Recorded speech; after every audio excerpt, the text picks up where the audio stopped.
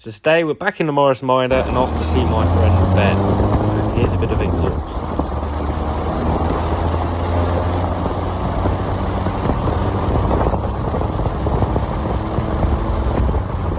It's always nice going for a spin through the Peak District in a classic car, and you could do this yourself. So here we are at Ben's. Ben's got this wonderful classic car collection with this MGA. He's got a Triumph TR6. He's got a Morgan, he's got a Frogeyesprite and a bubble car, amongst other things. And you can rent to go on a classic car tour guided through the Peak District with Ben. That's his business. Brilliant idea. I'm fully behind it. So I popped up to give him a visit and try out some of his beautiful cars. Look at that. Bubble car, doors on the front, loads of glass. Look at the shape of the glass. Really snazzy seat there. There you go. So if you park up against a wall, you're going to have a bit of a job getting out. That was the thing with these. Got a heater. Aftermarket heater. 2 kilowatt. Look at that. As per usual, it didn't take long before the idea of going for a spin had come up. So we got the Frogeyesprite out. This is an absolutely beautiful car. It's been restored. Drives absolutely spot on. Great little thing. Oh, absolutely lovely colour. With the hood down on a summer's day, what could be better?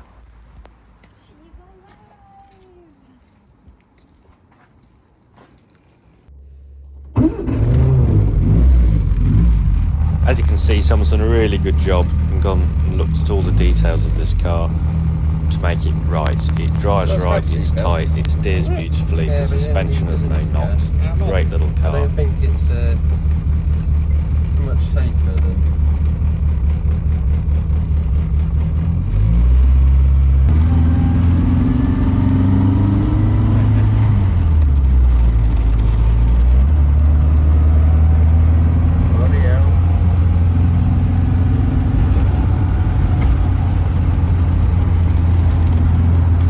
So Ben is offering half day and full day tours. You go along with your mates, you book 4 or 5 cars, you tour through the Peak District, change cars, swap about, have a great time. Really get to drive a car that makes you feel the road, makes you appreciate the engineering.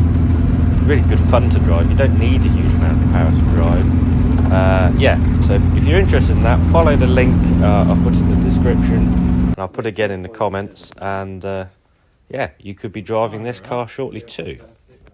So one thing we did find with this being a new restoration is when you came up to a junction, it did occasionally cut out.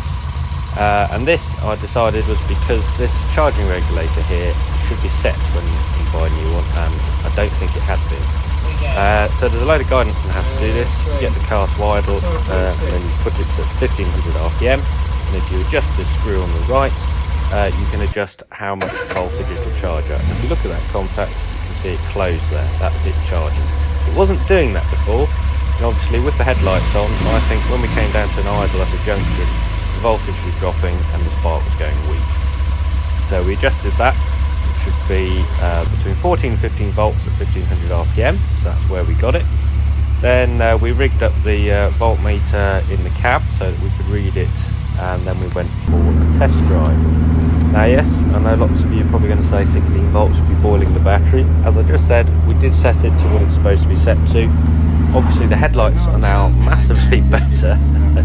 And a key indicator here is the horn started working again, because on vintage cars, the horn is fed from that contact that was opening and closing there. So I don't think it was charging properly before, and it seemed to run a lot better. Didn't cut out, headlights were much better, and we had the horn back.